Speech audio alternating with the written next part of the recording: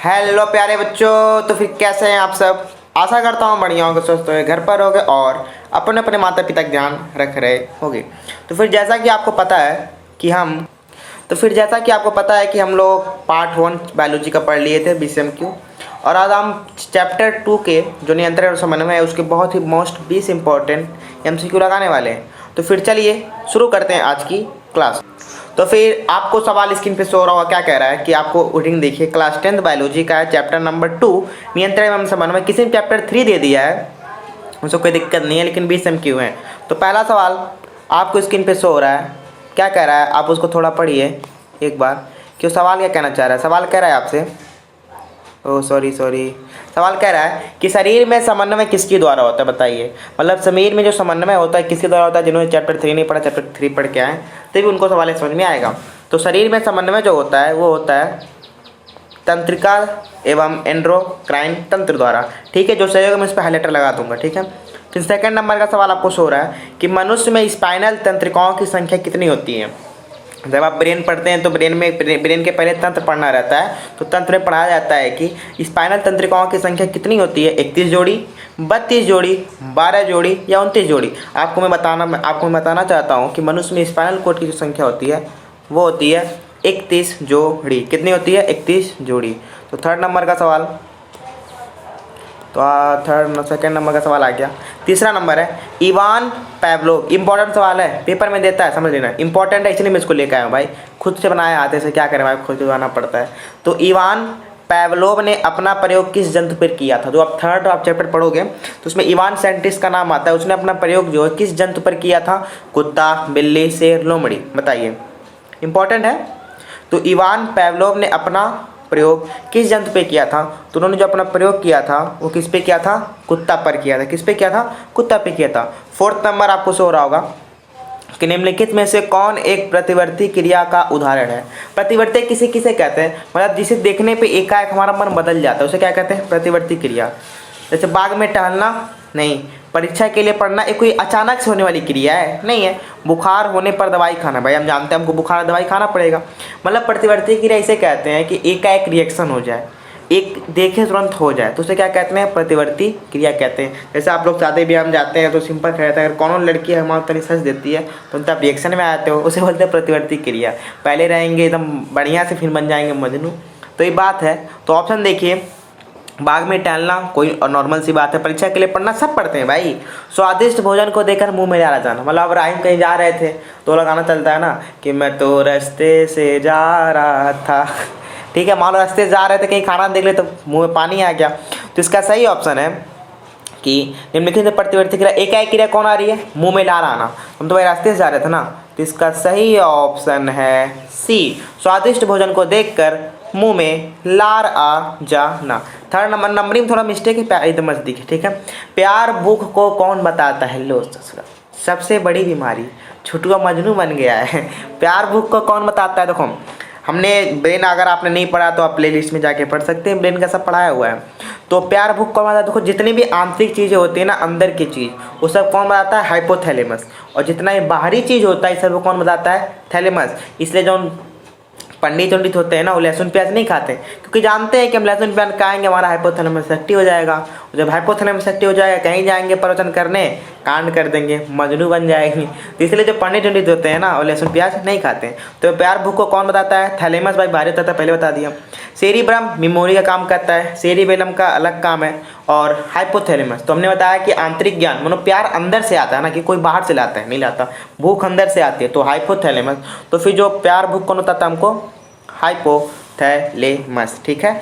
8वां सवाल है निम्नलिखित में से कौन जंतु हार्मोन है। मतलब ऐसा कौन सा हार्मोन है जो जंतु के शरीर में होता है? इंसुलिन जंतु के शरीर में होता है, थायरॉक्सिन भी जंतु के शरीर में होता है, एड्रीनेलिन भी जंतु के शरीर में होता है। तो इसमें अगर देखा जाए तो निम्नलिखित में से जंतु हार्मोन कौन है? ऑप्शन नंबर D, उपयुक्त सभी, ठीक है। अब आते हैं 5वां नंबर मत देखिए भाई, नंबर थोड़ा मिस्टेक हुआ था PDF बनाने में। तो तापमान नियंत्रण के लिए मस्तिष्क का कौन सा भाग उत्तरदायी होता है? मैं जानता हूँ आपको नहीं आ रहा होगा, लेकिन अगर आप ब्रेन पढ़ के आएंगे तो आपको आ रहा होगा। तो तापमान नियंत्रण के लिए कौन सा भाग होता है? देखो तापमान जो होता है, तापमान हमारे अंदर शरीर का तापमान होता है कि बुखार बा कि नाई बा, तो तापमान के लिए अंदर से होता है ना। और जितना अंदर बोले हाइपोथैलेमस, और जो हाइपोथैलेमस होता है किसमें होता है, अग्र मस्तिष्क, पश्च मस्तिष्क, मध्य मस्तिष्क। जो मेरा हाइपोथैलेमस होता है ये होता है अग्र मस्तिष्क में। किसमें होता है, सॉरी ये होता है मेरा अग्र मस्तिष्क में। तो हाइपोथैलेमस, तो तापमान को नियंत्रण करने का काम कौन करता है, अग्र मस्तिष्क करता है। शरीर संतुलन के लिए कौन उत्तरदायी है, मतलब जो हम लोग चलते हैं ना सीधा कहीं चढ़ जाते हैं, हाँ शादी ब्याह रहता है, ऑर्केस्ट्रा देने जाते हैं, सब पेड़ों पर चढ़ जाते हैं, बैलेंस बनाना रहता है ना, साइकिल चलाते हैं बैलेंस से चलाते हैं, तो सबको बैलेंस करने का काम कौन करता है बताओ। तो फिर मैं आपको बताना चाहता हूँ, देखो जितना भी लोग दारू जब पी लेता है पगला मजनू बन जाता है, वो घूमता है ऐसा कि कौन गाना गाता है कि अभी जिंदा हूँ तो जी लेने दो, शराब पी लेने दो, ऐसा कुछ होता है गाना। तो जब शराब पी लेता है ना तो उसका जो होता है बैलेंस बिगड़ा है, तो उसे मजनू बन के तो घूमता है ले ससुरा। तो इस शरीर के संतुलन के लिए कौन उत्तरदायी होता है, तो अग्र मस्तिष्क, मध्य मस्तिष्क, पश्च मस्तिष्क, कोई नहीं। तो इसके लिए आपका ऑप्शन नंबर है डी। तो पश्च मस्तिष्क जो होता है ये शरीर के संतुलन के लिए उत्तरदायी होता है, ठीक है। अब आते हैं 5वें नंबर का सवाल। तो फिर चलिए आपका स्क्रीन पे सो रहा होगा और सवाल, अंकुरण के लिए कौन सा पादप हार्मोन है।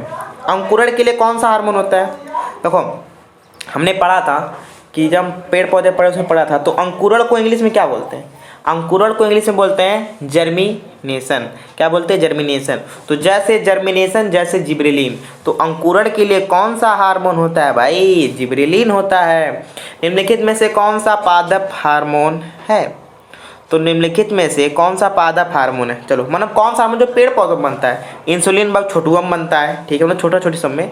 एस्ट्रोजन फीमेल में होता है, थायरॉक्सिन भी होता है, लेकिन साइटोकाइनिन है मनुष्य में नहीं होता। तो साइटोकाइनिन है ये किस में बनता है, साइटोकाइनिन जो होता है पादप हार्मोन ये पेड़ पौधों में होता है, ठीक है।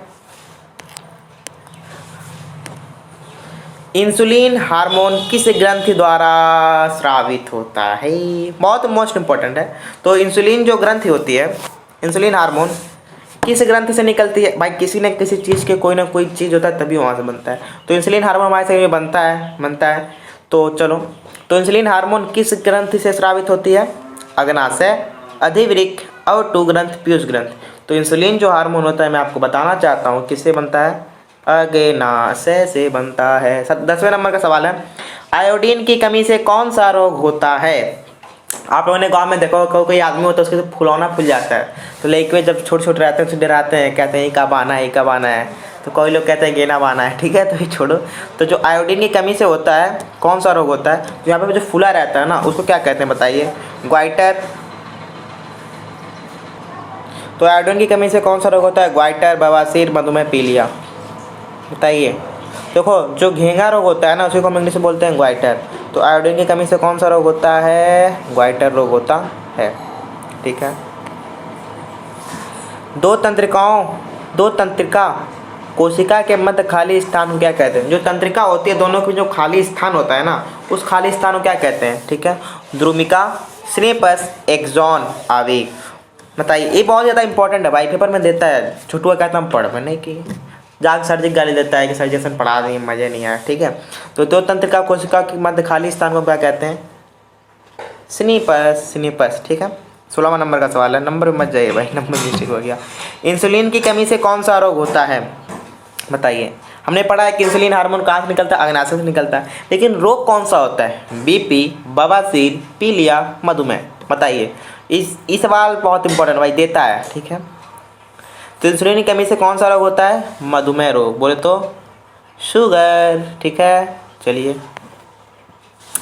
मस्तिष्क उत्तरदायी है, क्या मस्तिष्क का काम क्या होता है, ठीक है। किसी पर्टिकुलर चीज़ का कोई काम होता है, जैसे पेन का काम होता है लिखना, गाड़ी का काम होता है चलना, साइकिल का काम होता है चलना, और गैस का काम होता है खाना बनाना, चाकू का काम होता है सब्जी काटना। अब कहते हैं सर चाकू तो होता है मर्डर करने के लिए, तो अपनी अपनी सोच है। तो पर्टिकुलर काम के लिए पर्टिकुलर चीज़ होता है।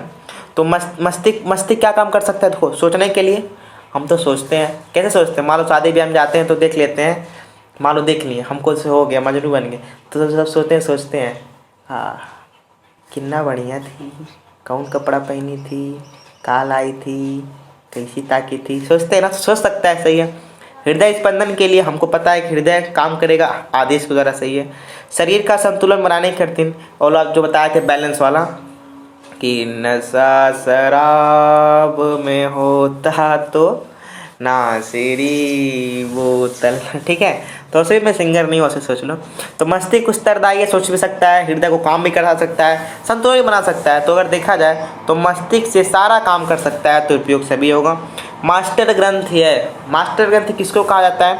थायराइड, एड्रिनल, पीनियल और पीयूष। तो जो मास्टर ग्रंथि हो इसका सही नाम है पीयूष ग्रंथि, ठीक है। चलिए, इनमें से कौन सा पादप वृद्धि प्रेरक हार्मोन है? मतलब इसमें से कौन सा हार्मोन है जो पेड़ पौधों में वृद्धि करता है?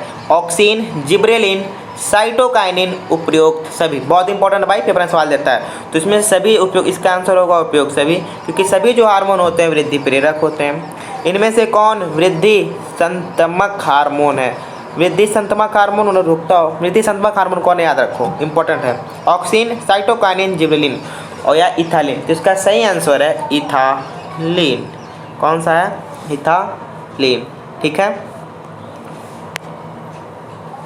निम्नलिखित में से कौन मिश्रित ग्रंथि है? तो मिश्रित ग्रंथि किसे कहते हैं? आपने अगर ग्लैंड नहीं पढ़ा, ग्लैंड प्लेलिस्ट में पढ़ दीजिएगा, ठीक है। तो थायराइड, एड्रिनल, पिट्यूटरी, अग्नाशय। तो जो मिश्रित ग्रंथि होती है उसका नाम क्या है? अग्नाशय है। तो मनुष्य में कुल कितने, मस्तिष्क के कुल कितने भाग होते हैं बताइए? सॉरी, मनुष्य पढ़ लिया था। तो जो मस्तिष्क का जो दिमाग होता है खोपड़ी के अंदर, तो उसमें कुल कितने भाग होते हैं? 1 भाग, 2 भाग, 3 भाग, 4 बार। ये तो गाना याद ही होगा कि 1 2 3 4 5 6 7 8 9 छोड़ो। तो मस्तिष्क के कुल कितने भाग होते हैं? 3।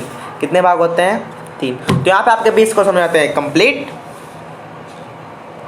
तो फिर हमारे 20 क्वेश्चन यहाँ पे कंप्लीट हो जाते हैं। तो फिर आपको बताना चाहता हूँ कि फिर हम कल की क्लास में जो मेरा चैप्टर 3 है, इसको हम बोलते हैं जीव जनन कैसे करते हैं। तो जो हमारा चैप्टर 3 है तो कंप्लीट हो गया। तो फिर कल की क्लास में पढ़ने वाले जीव जनन कैसे करते हैं, इसके टोटल और टोटल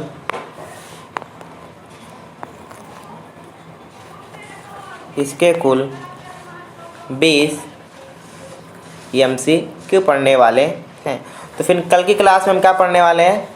जीव, जो हमारा 3rd चैप्टर है ना, उसके 20 MCQ पढ़ने वाले हैं।